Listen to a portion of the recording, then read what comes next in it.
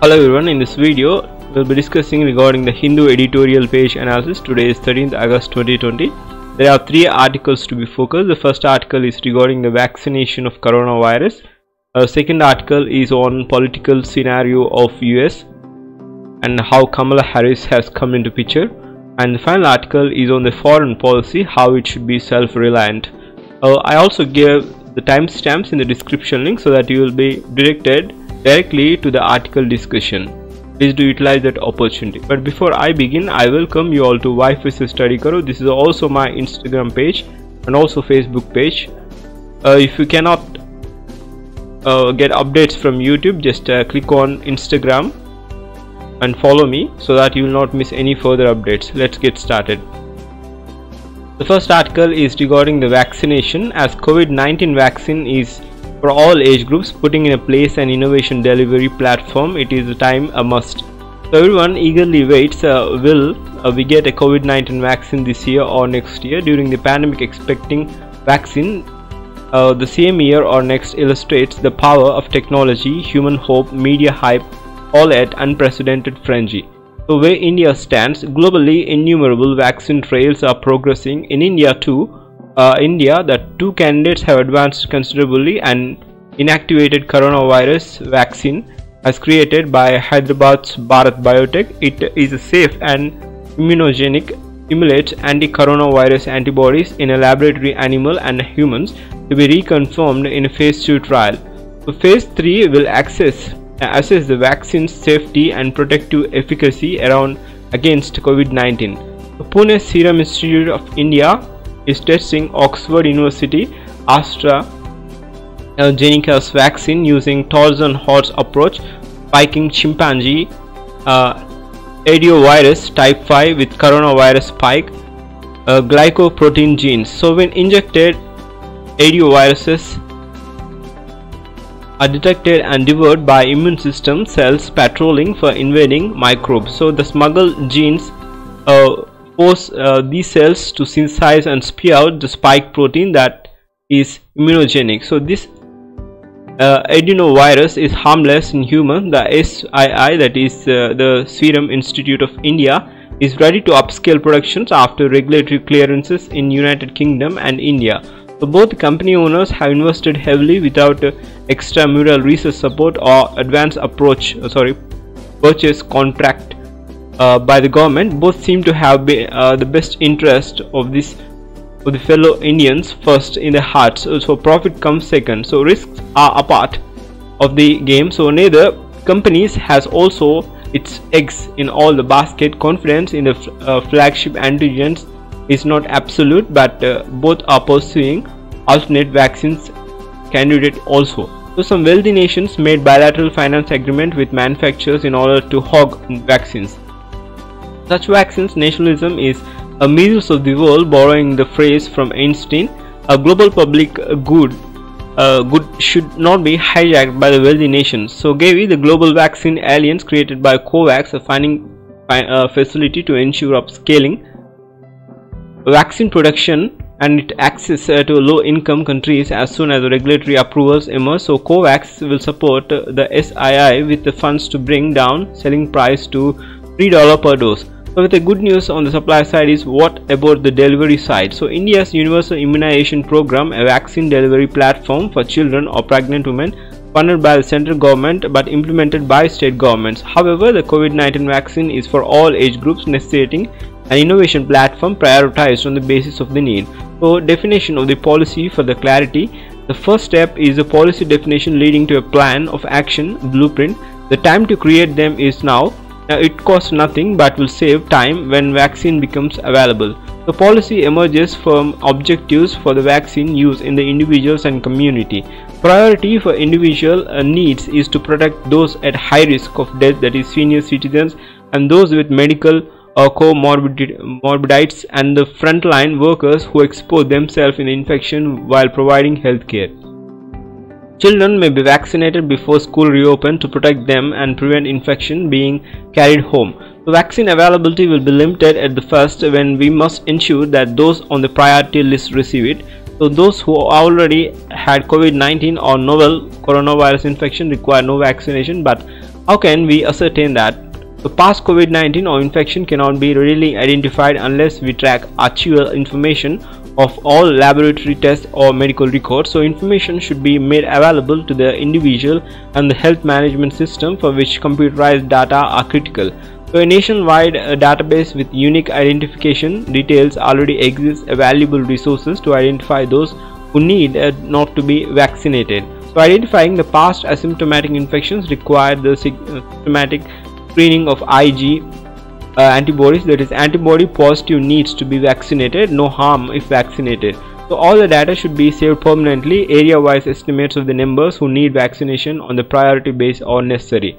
Now it is a time for the state government to capture all such data, and also a community need for vaccination is a twofold, and all those who must rebuild essential activities, that is economic, educational, trade, transport, socio-cultural and religious, must be protected. So getting the plan ready, we all need a vaccine delivery platform to fulfill all such needs. A practical method of vaccination camps supervised by medical officers, staffed by health management and local government, and having a list of people who need vaccination. So information should be updated regularly, deleting those who got infected recently. So enumeration and registration of eligible persons can be started now. Vaccination by appointments will ensure that the vaccination is without overcrowding with minimum waiting time. So post injection vaccinated subject wait for a half an hour in case of immediate side effects. Emergency drugs to tackle side effects should be readily available. So this is regarding the vaccination and the trials, and phase 3 trials is usually in health volunteers, hence efficacy and safety profile in other will not be available when a vaccine is rolled out. However, senior citizens and other with comorbidities must be vaccinated on a priority. So the vaccine regulatory agency should take call on a special question of vaccine safety during the pregnancy. So one vaccine is inactivated virus and the second is live virus but non-infectious. Both may be assumed to be safe, yet safety in pregnancy must be ascertained in the bridge studies that must be conducted as soon as possible. This is regarding the coronavirus, how things should go after the vaccine is produced. The next article is regarding the political criteria of US on running mate matters, that is on Kamala Harris. So if the Democratic leaders on the ticket learn from each other, they can find a way to win. So presumptive US Democratic nominee for the former Vice President Joe Biden has picked Kamala Harris, a senator from California of Indian descent, as his vice presidential running mate. Philip to his party connect to the African Americans, the Indo-Indian American community, women, and its core base of mainstream liberals. So Mr. Harris, her late mother and his cancer researcher Shyamala Gopalan, hailed from a Chennai-based family, and a Jamaican father, Donald Harris, a retired Stanford professor, made a name for herself as though a lawyer, politically ambitious enough to throw her hat on the ring of the Biden challenger in a Democratic primaries. So in a close parallel to the former President Barack Obama picking his Democratic primaries rival Hillary Clinton for Secretary State, Mr. Biden chose Mr. Harris amidst a cohort of strong candidates including from NSA Susan Rice and Senator from Massachusetts Elizabeth. In picking Mr. Harris, and Mr. Biden had consolidated up his position at the helm of Democratic Party mainstream, ensuring a convergence of the views with the vice presidential nominee on the race, region relations, policing and criminal justice reform, immigration, the healthcare, insurance industry and education policy.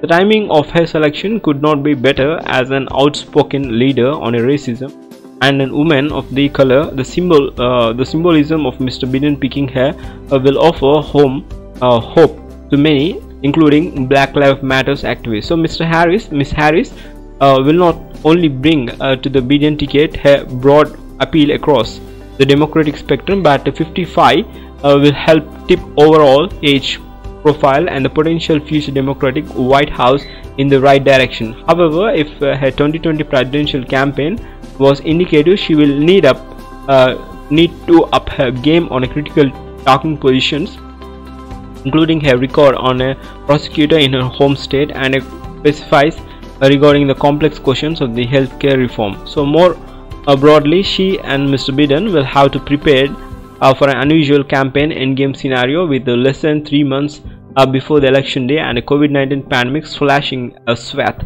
of economic misery. So will they be able to go beyond the standard Democratic campaign playbook and adroitly craft a fresh approach to take a politically weakened President Trump, who will nevertheless likely come out of guns blazing? So this is regarding the political scenario, how the things should go in the US political chosen presidential elections. The next article is regarding the self-reliant policy. In a multipolar world order, this means having a variable combinations like-minded partners. Self-reliance is the theme of India's 74th Independence Day. So this concept is commonly associated with the economy, production of key goods and services within the country in the light of global supply and shock caused by the pandemic, but it is also a parallel dimension of the domain foreign policy. If the domestic goal is to reduce the dependence of the imports from the critical commodities, the foreign policy corollary is to recalibrate the time tested axiom and strategic autonomy. So India has historically prided itself as an independent developing country which does not take orders from or succumb to pressure from great powers. So whether the world was bipolar from 1947 to 1991, unipolar from 1991 to 2008, when the US entered a long cycle of economic crisis, China caught up with it in overall power or multipolar, that is present time. The need for autonomy is making a foreign policy choices has remained constant, showing some flexibility, yet strategic autonomy has often been adjusted as India's history as per the changing milieu. In the moments of the crisis, India has reinterpreted freedom or shown flexibility for survival. So during 1962 war in China with China, that is the high priest of non-alignment, Prime Minister Jawaharlal Nehru had appealed to US for emergency military aid to stay off the Chinese from taking off the whole of the eastern India. In the build-up of 1971, the war with Pakistan, Prime Minister Indira Gandhi had to enter the treaty of peace, friendship and cooperation with the Soviet Union to ward off both China and US and Kargil in 1999. India welcomed a direct intervention by US to force Pakistan to back down. So in all the above examples, India did not become any less autonomous when geopolitical circumstances compelled it to enter the de facto alliance like cooperation with major powers.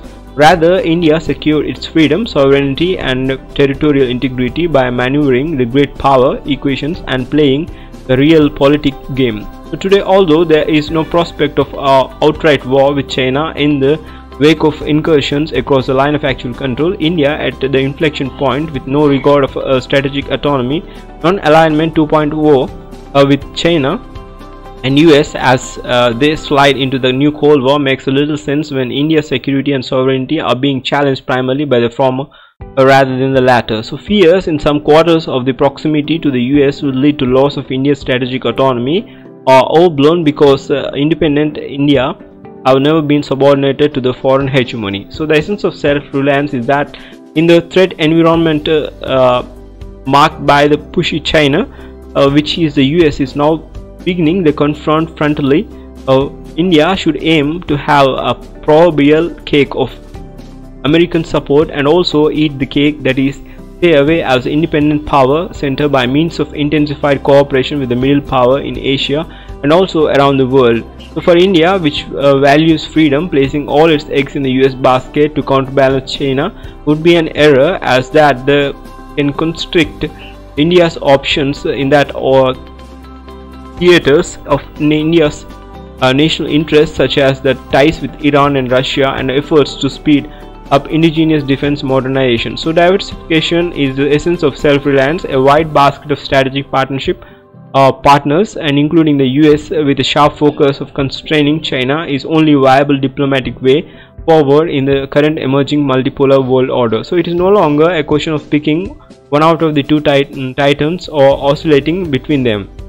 In an era of dense networks, India must reconfigure autonomy to mean what American scholar Joseph Nye calls power with others to accomplish joint goals. So we are free and self-reliant, or not through isolation or alliance with one great power, but only is a variable combination of several like-minded partners. India is familiar with the phrase of multi-vector foreign policy. It's a time to maximize its potential. So this is regarding the self-reliant policy, how the self-reliant is a theme of India's 74th Independence Day. So this is regarding the article discussion. If you are new to my channel, I request you all to subscribe so that you will not miss any further updates. Thank you. Have a great day.